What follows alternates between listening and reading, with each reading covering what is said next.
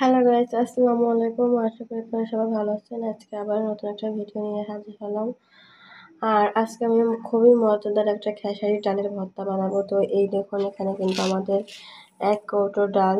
আর এই ডালটা কিন্তু আমরা মেশিন দিয়ে ভাঙাইনি, এটা আমরা বাড়িতেই চাটাই ভাঙাইছি। এই দেখুন, এখানে কিন্তু পুরো 1 কৌটো ডাল। আর এবার এখান থেকে কিন্তু আমি 1.5 পোয়ার মতো খেসারি ডাল নিয়ে নেব। এই দেখুন, এখানে কিন্তু আমি 1.5 পোয়ার মতো খেসারির ডাল নিয়ে নিছি। এবার এগুলো আমি 2-3 বার ভালো করে ধুয়ে নেব।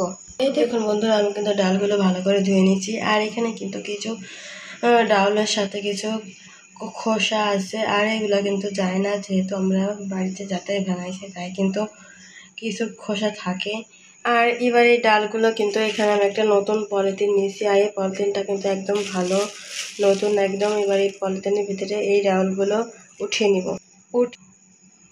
এই দেখুন, এখানে কিন্তু আমি পলিথিনে কিন্তু সম্পূর্ণ ডাউল উঠিয়ে নিয়েছি। আর আমি কিন্তু সুন্দরভাবে টিকিয়ে নিয়েছি, যাতে কোনো ডাউল বের না হয়ে যায়। এবার এখানে আমি একটা কাঁটা চামচ নিয়েছি, আর এই চামচটা দিয়ে কিন্তু এইভাবে কিন্তু আমি ডালটাকে একটু ফুটো করে দেবো বন্ধুরা। আর এইভাবে যদি আপনি পলিথিনে ফুটো করে না দিন, তাহলে কিন্তু সিদ্ধ হবে না।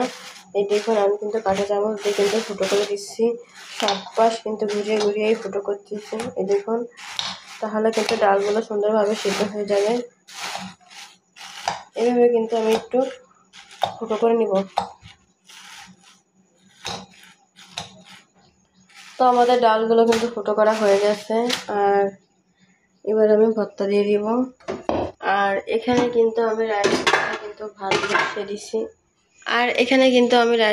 ভাত বসিয়ে দিছি। আর আমাদের ভাতে কিন্তু পানি গরম হয়ে গেছে। এখন কিন্তু আমি ডালগুলো দিয়ে দিব। আর এই ডাল ভর্তাটা কিন্তু সবসময় রাইস কুকারে পানি একটু গরম হওয়ার পরে দেওয়ার চেষ্টা করবেন, তাহলে কিন্তু ডালগুলো তাড়াতাড়ি ফুটে যায়। এবার আমি এইভাবে একটু চামচ দিয়ে কিন্তু ডালটাকে একটু তলিয়ে দিচ্ছি। আর এবার আমি ঢাকনা দিয়ে ঢেকে দিব। আর আমি যতক্ষণ না ডাল সিদ্ধ হয় ততক্ষণ আমি সিদ্ধ করে নিব। কিন্তু ভর্তা হয়ে গেছে, আর ডাল কিন্তু একদম সিদ্ধ হয়ে গেছে। এবার এগুলো একটা প্লেটে উঠিয়ে নিব। আর এখানে কিন্তু কড়াইতে পরিমাণ মতো সরিষার তেল দিয়ে দিচ্ছি, আর দিয়ে দিচ্ছি কিছু শুকনো মরিচ। এবার এগুলো লাল লাল করে ভেজে নিব। দেখুন, মরিচ কিন্তু ভাজা হয়ে গেছে। এবার এগুলো আমি একটা প্লেটে উঠিয়ে নিব। এই দেখুন, আমি কিন্তু মরিচ একটা প্লেটে উঠিয়ে নিয়েছি। আর এখানে কিন্তু পেঁয়াজ একটু ভেজে নিব।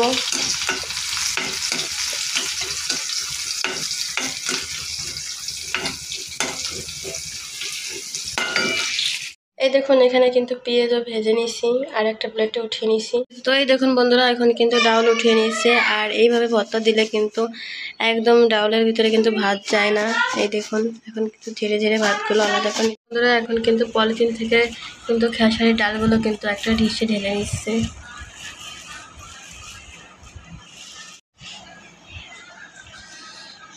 এখন কিন্তু মরিচগুলো মাখিয়ে নেবে। আর মরিচের ভিতরে কিন্তু লবণ দিয়ে দিচ্ছে। আর এখন কিন্তু এই দেখুন, হাত দিয়ে মাখিয়ে নিচ্ছে। তো মরিচ কিন্তু গলানো হয়ে গেছে, আর পেঁয়াজও কিন্তু মাখিয়ে নিচ্ছে বন্ধুরা। আমাদের কিন্তু পেঁয়াজ ভাজা কম হয়ে গেছে, আপনারা চাইলে কিন্তু আর একটু বেশি দিতে পারেন, তাহলে কিন্তু খেতে মজা লাগে। আর এখন কিন্তু দিয়ে দিচ্ছে আচারের তেল। আর এই আচারটা কিন্তু আমি বানাইছিলাম। আর এখন কিন্তু আচারের ভিতরে যে সরিষার তেল, এই সরিষার তেলটা দিয়ে দিচ্ছে, তাহলে কিন্তু ডাল ভর্তা খেতে মজা লাগে। তো এই দেখুন, তেল দিয়ে কিন্তু মাখিয়ে নিচ্ছে। এই দেখুন, এখানে কিন্তু তেল দিয়ে মাখিয়ে নিচ্ছে। আর তেলের পরিমাণ একটু বাড়িয়ে দিচ্ছে, তাহলে কিন্তু সুন্দর একটা আচারের ফ্লেভার আসে। এখন কিন্তু বন্ধুরা দিয়ে দিচ্ছে রসুন কুচি। আর আমরা কিন্তু ডাল ভর্তায় রসুন কুচি খাই, তাহলে কিন্তু রসুনেরও সুন্দর একটা ফ্লেভার আসে, আর দাঁতে পড়লে কিন্তু ভালো লাগে। মাখানো কিন্তু হয়ে গেছে। আর এখন কিন্তু ডালের ভিতরে মরিচ মাখানো দিয়ে দিচ্ছে। আর এইভাবে ডাল ভর্তা মাখালে কিন্তু আমার কাছে খেতে খুবই ভালো লাগে। আর এখন কিন্তু মাখিয়ে নিচ্ছে। তো এই দেখুন বন্ধুরা, মাখানো কিন্তু হয়ে গেছে। আর আমার কাছে কিন্তু এইভাবে আস্ত আস্ত ডাল ভর্তা ভালো লাগে খেতে। আর যদি হয় গরম ভাত, তাহলে তো আর কোনো কথাই নাই। আর এই দেখুন ডাল ভর্তার কালারটা কত সুন্দর আসছে। এইভাবে কিন্তু ডাল ভর্তা হলে কিন্তু এক পদ ভর্তা দিয়েই কিন্তু আমি 1 প্লেট ভাত খেয়ে উঠতে পারি। আর কার কার এরকম ডাল ভর্তা পছন্দ অবশ্যই কিন্তু কমেন্টে জানাবেন। আর ভিডিওটা কেমন হয়েছে কমেন্টে জানাবেন। ভালো লাগলে like, comment, share and subscribe করবেন। ভালো থাকবেন। আল্লাহ হাফেজ।